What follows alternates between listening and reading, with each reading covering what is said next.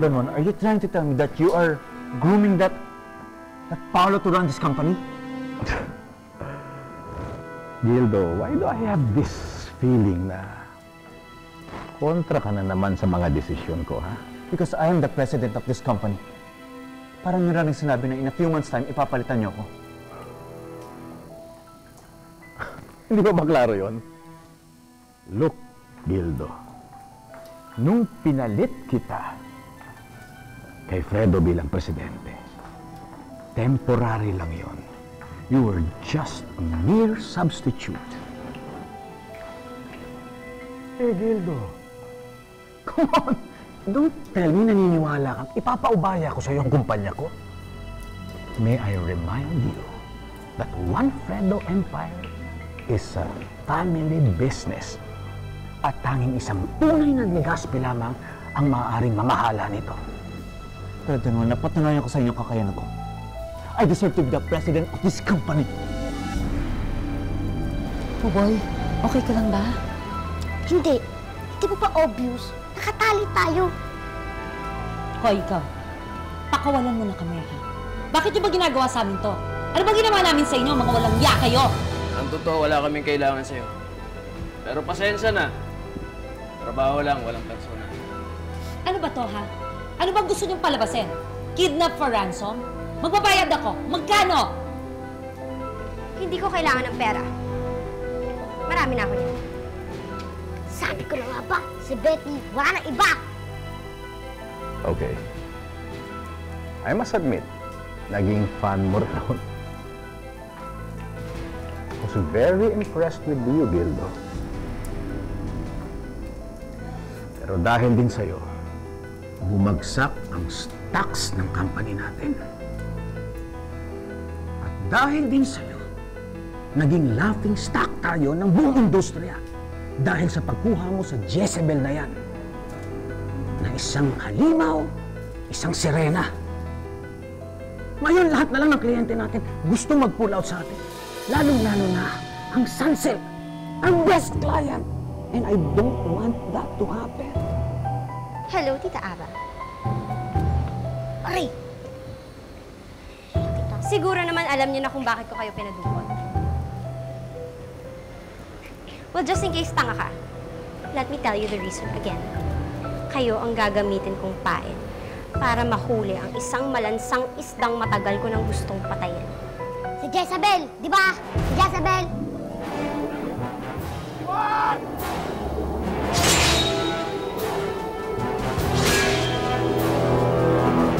Ayos ka! Sarili mo kapatid! Pinakalaban mo! Hindi ko nais gawin to.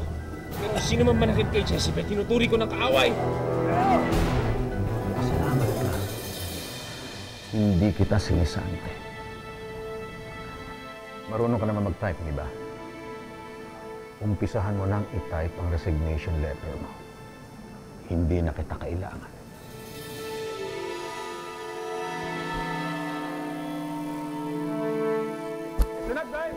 Hayop ka, Don Juan. Nagkamali ka ng kinalaban mo. Hindi ako makakapayag na pahiyain mo ako ng ganito. Kung hindi rin mapapasakin ng kumpanyang ito, walang makikinabang dito. Ibabagsak kita. Ibabagsak kita kasama ng pinagmamalaki mong Juan Fredo Empire. Mas tama na! Kapalit mo pa rin siya. Tama na.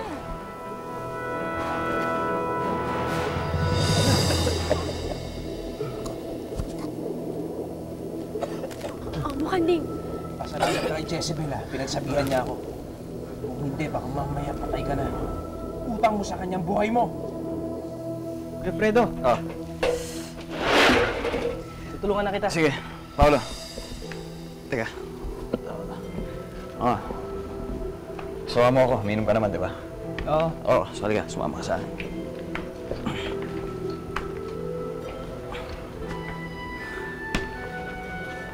Dad. Wala ka na bang gagawin sa buhay mo kundi ang magkalat? Ha, Fredo? Eh, nagpapakaloko ka sa isang babae. Sa isang halimaw. Hindi halimaw si Jezebel. Eh, anong tawag mo sa kanya? Kalahating tao, kalahating isda? E di impacta! Wala kang karapatang insultuhin ang babaeng mahal ko. Sumusobra ka na eh. Okay, you listen to me. You listen to me good! Hindi ko alam kung ano yung pumapasok niya sa kukote mo. Kung naengkanto ka ng sirenang yan. Hindi na sana kayo nadamay. Eh, ang kaso, nakisawsaw pa kayo. Tinulungan niyo pa si Jezebel na makatakas. Kaya tama lang na kayo ang gamitin kong paraan para bumalik dito si Jezebel. Di ba? Napakasama talaga ng ugali. Confirm! Aray! Betty, ano ba? Huwag mong saktan yung bata. Hindi naman bata yan, tiyanak din. Pangit, ha? Pangit mo si Jezebel! Pangit ka rin kasi pangit ang ugali mo! Pangit nga ako, pero cute naman! Betty, please, nakikiusap ako sa'yo. Tigilan mo na ito. Wala na si Jezebel. Tita, hindi ako madaling sumuko eh. At hindi ako maiisahan ni Jezebel. Sinira niya ang buhay ko. At ang tanging paraan para malagay ako sa katahimikan ay kung panghabang buhay rin siyang malalagay sa katahimikan. Papatayin ko si Jezebel! I want you to know, kung ano man ang nangyayari sa buhay mo ngayon, wala akong pakialam. I don't give a damn! Dahil kinahihiya kita, kinahihiya kung naging anak kita! Bakit? Ano sa palagay mo? Natutuwa akong maging ama ko kayo? Ha? Wala kang galang, ano? Dad! Sa dagat na si Jezebel. Paano niya malalaman ang mensahe ko? Paano niya kaya malalaman na nasa palad ko ng mga buhay niya? Wait. Di ba sirena rin si Doña Guada? Yung dambuhalang yun? Alam ko na! Uutusan ko si Doña Guada na hanapin si Jezebel. Kikidnapin ko siya.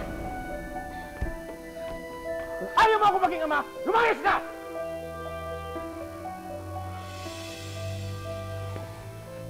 Dad, tama na. Saka pa. Ano, gusto mo rin umalis? Gusto mo rin magrebelda katulad ng kuya mo? Paolo, huwag mong kakalimutan na may usapan tayo. Sila Mili Gaspi, tayo na dyan. May nagpiyansa sa'yo. Si Paolo. Aling Melba? Tama ka. Si Paulong dahilan kung bakit ka makakalaya. Siyang nagpiyansa sa'yo. Pero paano? Malaking halaga hinihingi nila sa akin. Sa sobrang pagmamahal sa'yo ng anak ko, pati kaluluwa niya handa niyang isanlakay sa tanas. Ano ibig niyong sabihin? Ako ang nagbigay ng pera sa'yo para sa piyansa ni Sheila May. Oras na sumuway ka sa usapan natin, makukulong si Sheila May. At sisiguraduhin kong makukulong siya habang buhay. Puro kayo buwisit sa buhay ko.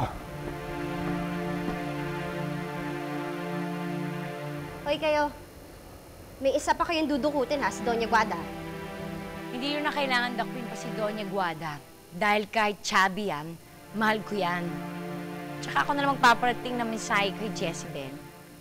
Teka, pag ako nagsasalita, Yes naman. Hoy, Gunwan. Hoy, ikaw nga may dialogue. Ako pa. Don't forget, I am Amafura. And Amafura is A.M. Fura. Yee! Isa ka rin impacta katulad ni Jezebel. Sige, ikaw na lang ang gagamitin ko. Pero huwag kang babagal-bagal sa misyon mo, ha? Mabagal naman lakad. Sabihin mo kay Jezebel na kung talagang mahal niya ang nanay at ang kaibigan, magbakita siya sa akin. O sige, dali mo na yan sa dalampasigan. Bilisan mo, ha? Bilang ng oras ng dalawang to. akin na, bigay mo na sa akin. O yan na, sige na, sa'yo na!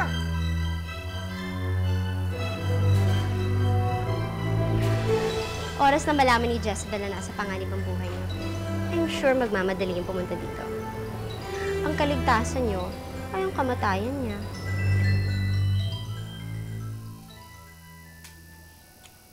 Tulad ng usapan natin, 50 mil.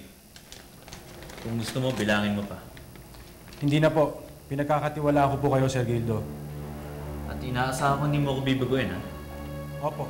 Nakahanda na po ang lahat para sa pagbagsak ng Juan Fredo Empire. Tama-tama pala yung suot kong ngayong gabi. Nakaitim ako. Dahil ngayong gabi, pagluluksa ko ng kamatay ni Don Juan. Siguraduhin mo nang wala kang ibang pinagsabihin. Opo, Sir Hido. Huwag po kayong maglala. Wala ko ibang pinagsabihan.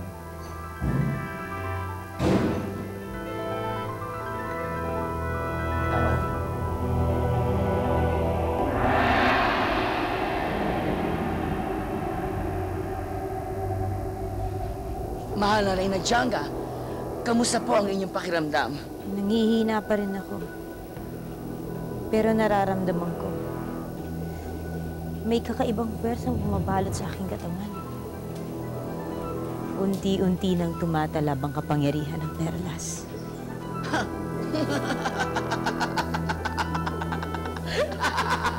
Magaling! Magaling! Hindi magtatagal, mapapasa inyo ng gusto ang kapangyarihang walang katulad. Nasaan si Osaro? Paano mo nalaman na nandirito kami? Alam na rin ba ni Janga? Huwag mo nang aksayin pang laway mo, Erebus. Hindi ipagkakanulo ni Osaro si Janga sa atin. Osaro? Si Reyna Lucia, ang tunay na reyna ng Sirenea. At si Jezebel ang kaisa-isa niyang anak, ang tanging tagapagmana ng trono. Si Jezebel dapat ang namumuno sa Sirenea, hindi si Janga. May kaparating.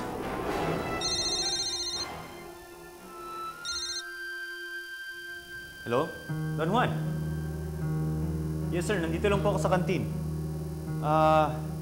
Sorry pa, I was late in our meeting. Yes sir, I'm on my way up. Okay sir. Okay, bye.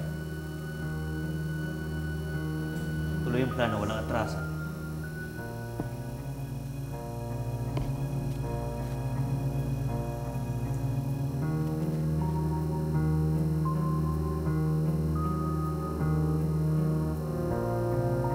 Kahapon pa siya umalis at hanggang hindi pa siya nagbabalik.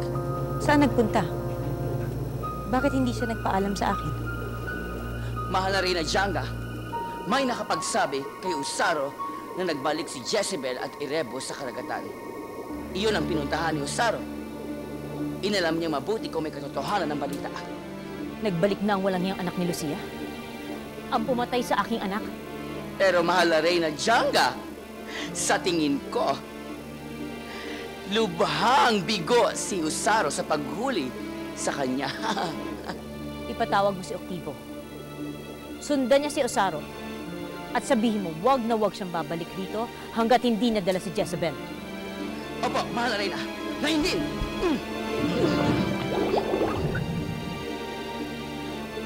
Magtago mo, baka makakawan ng palaso yan. Hindi.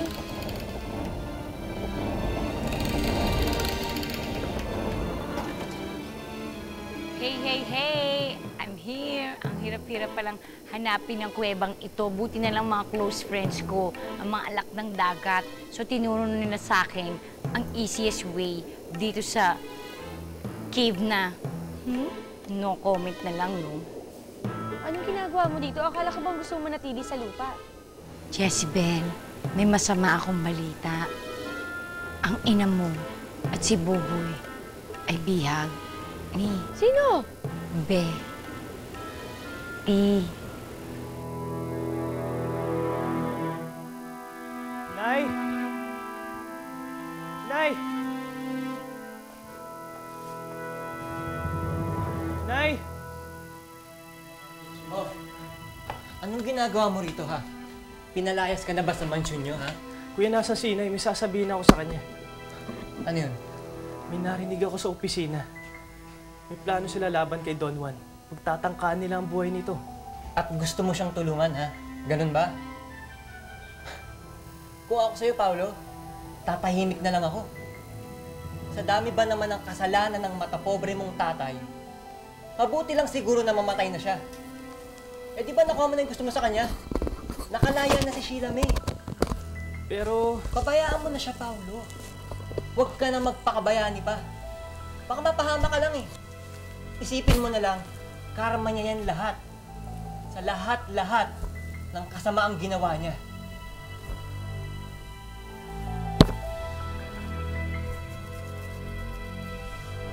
Ma'am Betty, ayos na ang lahat. Mabuti. Kunin nyo na yan, dalawang yan. Aray ko! Tanda naman! Salamat ka, maliit lang ako. Kung nagkataon, nabugbog na kita! Kung saan nyo kami dadalhin, ha? Yeah. Alam mo bata, sunada kita. Pepe, patayin mo na ako. Papatayin mo ako dito! Pabayaan mo na si Jezebel! Ano ba? Hindi ba namimiss niyo si Jezebel?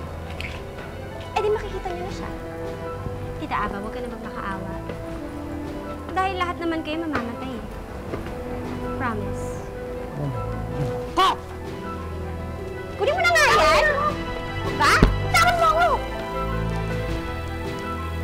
Luka-luka na si Betty Jezebel. Kapag hindi ka nagpakita sa kanya, papatayin niya si Reyna Lucia at si Buboy. Ako ang gusto patayin ni Betty. Bakit kailangan niya pa idamay si Lucia at si Buboy? Yun na nga ang sinabi ko kay Betty. Jezebel, tutulungan ka namin iligtas si Reyna Lucia at si Buboy. Bilisan na natin.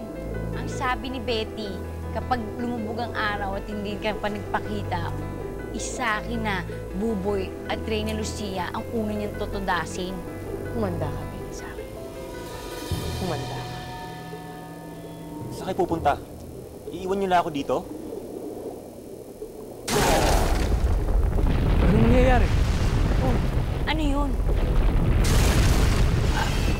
Diyan ko ba yun? Gutom na kasi ako eh. Nasabi ko na nga ba? Hindi ko pababayaan ni Reyna siya. Nagdala siya ng puwersa para matigtas sa akin.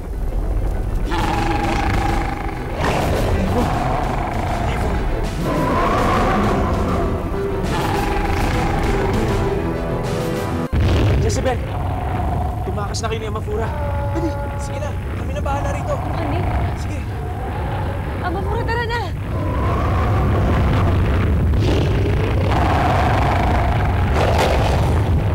Sigurado ka ba sa sinasabi mo? Narinig ko si Gildo.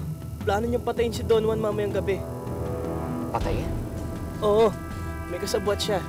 Hindi ko alam mismo ang plano nila, pero plano nilang patayin si Don Juan. Nasaan si Daddy ngayon? Nasa opisina, tinatawagan ko kanina. Gusto ko nang tawagan ng mga pulis. Pero, Kuya Fredo, ano bang gagawin natin? You can all leave.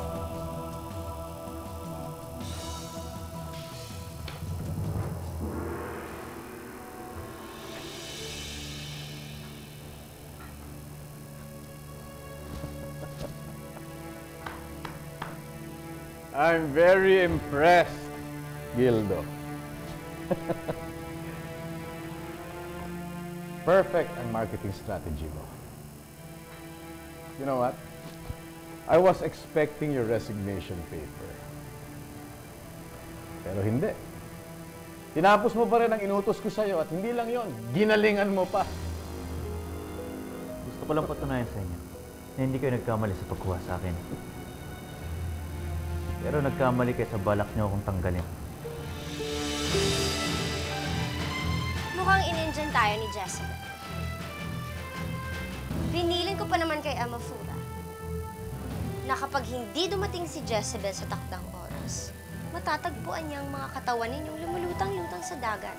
Mas gugustuhin ko pang mamatay kaysa malagay sa panganib buhay ng ito. Oh, how touching. Iba talagang pagmamahal ng isang ina, no? Eh, ikaw, Kutong Lupa. Willing ka bang mamatay para kay Jezebel? Kasali kong kaibigan si Jezebel. Kung kailangan kong mamatay para maligtas si Jezebel, gagawin ko rin. Sige, hayaan nyo. Matutupad ang mga wish ninyo. Kapag nainip na ako sa kakaantay kay Jezebel, Sa inyo ko na lang ipuputok yung baril ko. Sayang din naman yung mga bala kung hindi ko gagamitin, diba? Ay, Gildo, hindi mo pa rin matanggap hanggang ngayon ang desisyon ko. Galit ka pa rin sa akin. Don Juan, hindi niyo pa rin ba ako kilala hanggang ngayon? I don't get mad. I get even.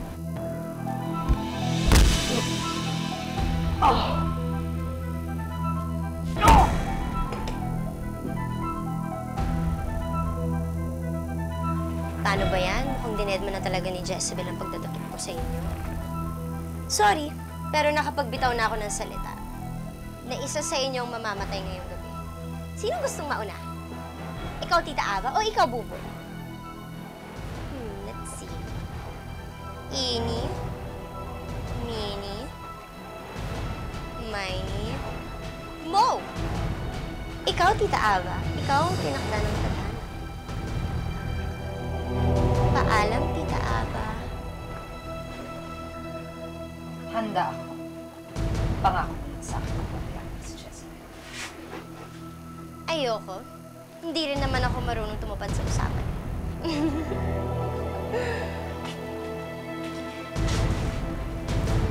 Wala rin naman siguro may kailangan ito, di ba?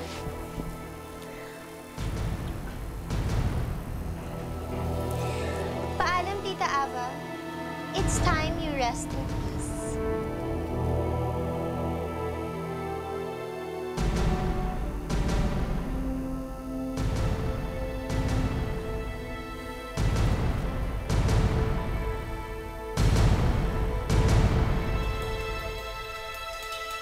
Betty! Betty, nandito na ako! Jezebel! Pakawala mo sila!